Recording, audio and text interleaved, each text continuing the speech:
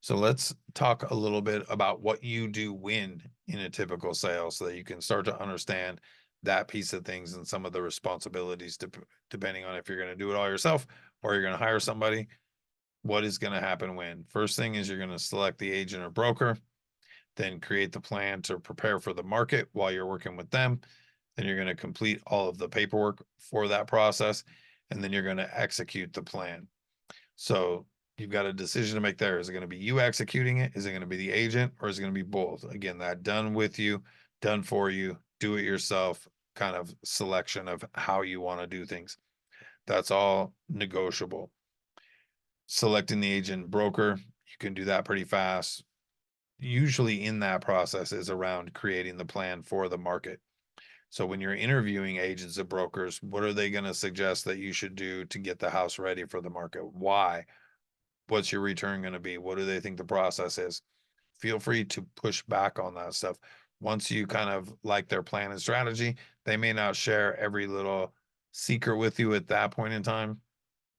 We talk about things at a little bit higher level and a little bit more broad. And then once we really get in agreement that we're going to work together, if you decide that you trust us, you like what we do, you like how we do it, how we're showing up for you, and we feel the same way about you, that's when we then complete the initial paperwork and really get things rolling and start executing the plan. We work with do-it-yourself sellers who want to have some time to get stuff ready. We're just helping them create a list. They're crossing all the stuff off. They've got their whole network of contractors or whatever it is that they want to use to get everything done. That's totally fine. We do it with them where we're taking some of it, they're taking some of it, and we do it for them, often in like estate situations and things like that. They don't want to be too involved in the process, so then we take care of everything for them and do all the work to make it just easy and turnkey because they've got enough stuff going on anyways. Then in stage two, for the broker, once we're getting ready to go on market, there's not a lot the seller has to do there. This is when it's pretty easy for you to just relax and let us do our thing. We're going to get it on the market. We're going to market it in multiple channels, right? We're going to do online stuff. We're going to do some print stuff, social media, paid marketing, open houses. And I say we, I'm speaking to brokers in general. Not all of them do that. Most of them do some form of each of these.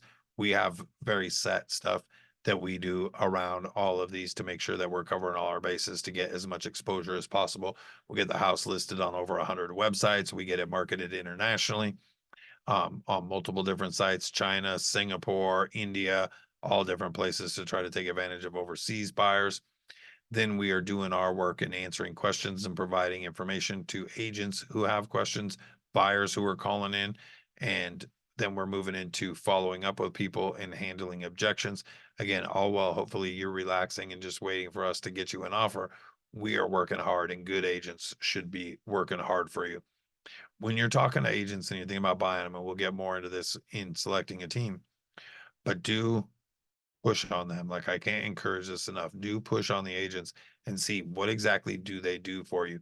If they just want to put a sign in the ground and wait, then they're probably not the right fit. I would say this is a big asset, a big decision for you. You want somebody who's going to take this seriously and work hard for you. Then the agent is going to organize the offers and vet the buyers. I say I have to meet with the seller tonight and go over some offers from the offer review date. I'm talking to the lenders about the process. I'm vetting the agent and seeing what the agent's about to see how strong is this really? How likely are they to perform? Do we feel confident that they're going to be able to do what they say they're going to do? And there's a lot that can go into that, reading the contract, the language, the changes that they make to the standard forms. There's over 85 addendums in the Northwest Multiple Listing Service that creates the contracts that we use. There's 85 different forms that can be used. Which ones did they grab? How did they fill them out? All those things can be important in determining, is this a good offer for somebody to take? So we're working on that while we're in stage two. And then hopefully we're getting in contract. During this, another typo, look at me. Stage three. During stage two for the seller, as I mentioned, there is not a lot for you to do. Do leave during the showings and open houses. You do not want to be there. The buyers do not want to be there. You want to give them space to do that. Sometimes I have sellers who want to go sit in their car or go park across the street.